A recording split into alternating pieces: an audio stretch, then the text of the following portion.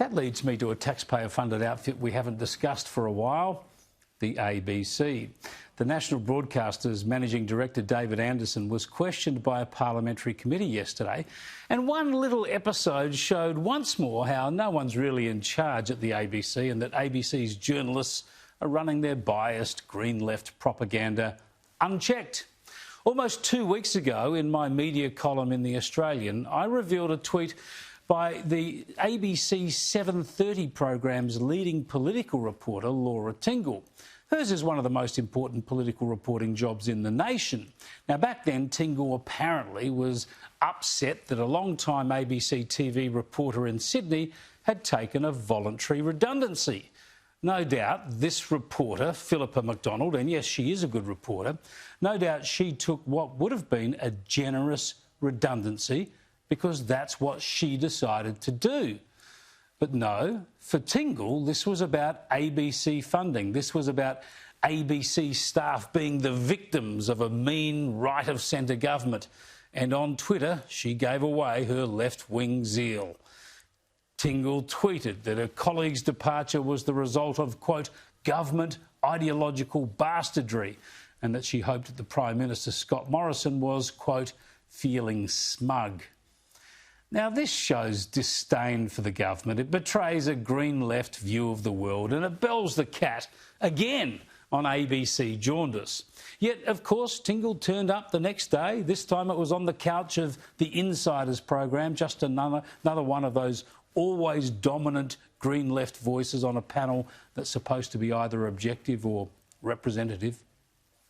It would have been safer for the government to invest in areas where it knew that it could create jobs, like in the sort of health services and all those sectors that are in the sort of public sector, if you like, and which need extra people. But it has really punted everything on the private sector delivering here.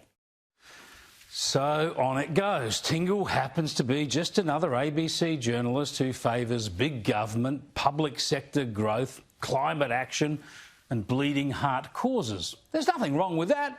Close to half the country leans left, but she's supposed to be objective at the ABC. The ABC's supposed to be at pains to demonstrate fairness and balance. But despite half the country being right of centre, the ABC can't find room for right of centre reporters or commentators. Only the left need apply. And the managing director couldn't bring himself to criticise Tingle for her partisan attack on the Prime Minister or admit the ABC's bias problems. Well, the matter's resolved in that she did take it down. I think that had she not taken that down, I think that certainly we would have looked into the matter further, if that's what you want. Look, I have to think in anything to do with conduct for any of our employees, they have a right to privacy when any matter is dealt with. So, and we would not, I think, and I think this goes for our conduct, we would deal with whatever action was deemed to be appropriate, and I would come to this chamber in a Senate committee and say the appropriate action was taken. Now, I think that the fact that Laura admitted it was a mistake and took that tweet down, but for me, that I'm satisfied that nothing more needs to happen.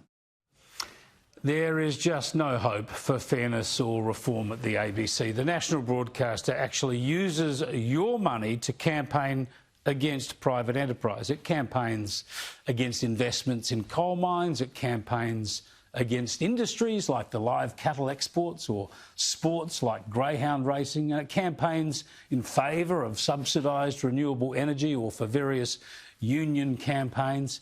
And it also campaigns against commercial media. Taxpayers fund journalists and comedians who use their taxpayer-funded platforms to encourage people to cancel News Corp subscriptions, for example.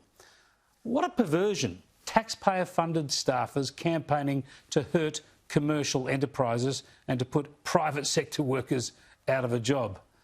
ABC journos obsess about News Corporation on Twitter, and Paul Barry and Media Watch spend probably a few $1 million a year consistently misleading and deceiving people in order to attack News Corp. And even ABC journos who have spent years working at News Corp, who know the conspiracy theories are crazy give unquestioning platforms to embittered News Corp critics like former Prime Minister Kevin Rudd. I want to talk about your petition for a royal commission into the Murdoch media. Now, you've been analysing the US election, which is very close, can you believe it, after this year, the US election and the Murdoch media's influence there. You think it's having a toxic influence. How do you come to that conclusion? Well, my primary, in fact, my sole basis for the petition in Australia is about Murdoch's influence within Australian politics, where he is a virtual monopoly player. 70% of the print readership, a huge footprint, direct and indirect influence, always supporting any budget cuts to the national broadcaster through the Morrison government.